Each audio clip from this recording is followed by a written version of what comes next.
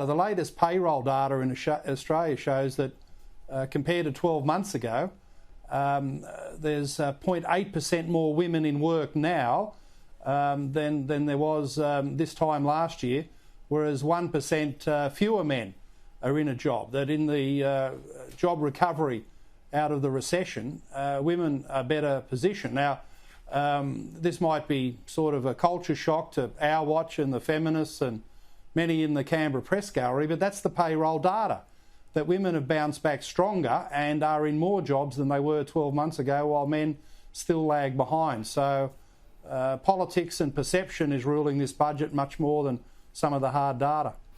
You know that the hard data too is that the only way that we're able to pay for all of these things, as well as the credit card, or at least even make the bare minimum interest payments on the credit card, is because of the resources sector. This is a territory you're deep into with that Upper Hunter by-election, One Nation contesting that in New South Wales. Yet again, the reality is Australian government doesn't work if they don't get billions of dollars out of stuff we dig out of the ground. Yeah, of course. Government revenue is limited if we're going to rely on an energy sector that depends heavily on wind towers and solar panels made in China. What do we get out of that? Not a lot. China gets manufacturing jobs, we get unemployment.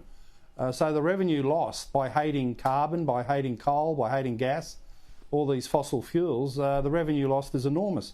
So that's just another economic reality. But Paul, can I just say that, you know, budgets are often portrayed as the biggest economic thing that happens in any one year, but I've got to say that, prompted by your interview with Kelvin Thompson last night about the latest Reserve Bank statement on immigration, I read that statement on monetary policy late last night, and I think it's the biggest deal going around because, budgets aside, the big thing that working families have had against them for almost a decade now is wage stagnation. People can't get a decent wage increase. And the fact that migration is at such an historic low and the Reserve Bank is talking at long last of some upward wages pressure just shows if we don't flood the labour market with big Australia migration, our people here have got a better chance to get into a job and a better chance to get a pay increase.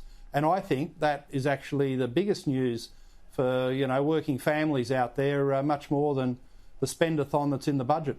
What about the stuff that we're seeing that, you know, a couple of years down the pipe, we're talking about immigration intakes of 237,000 people in 1 year, and that's just the start. So that's the exact opposite of what you're talking about. Well, wouldn't you think in sober, sound judgment economics, you'd stop and pause. Now, it wasn't a big statement put out by the Reserve Bank in their May outline, but it's very, very significant. And wouldn't you think the Treasurer and the Prime Minister would say, well, hang on, we've had this massive economic problem of wage stagnation in Australia for nearly a decade. Here is some light at the end of the tunnel. The Reserve Bank has flagged that low immigration, giving Australians a chance to get a job and a wage increase, is one of the side benefits of the COVID period. In the post-COVID recovery, don't we need more analysis of this? The Treasury look at it, the Reserve Bank look at it in greater detail. So why just the reflex action to throw the switch back to these massive immigration numbers if the Reserve Bank is saying, hang on, in terms of wage increases, also solving the housing rental crisis in places like Sydney and Melbourne, having lower immigration numbers is actually a very good thing. So, you know, this big Australia stuff is like a cult where they need to get back to it. They need to get their next big injection of immigration numbers into the system. But I would have thought you need much more analysis and a policy statement about it later this year that reflects seriously on what the Reserve Bank is pointing to.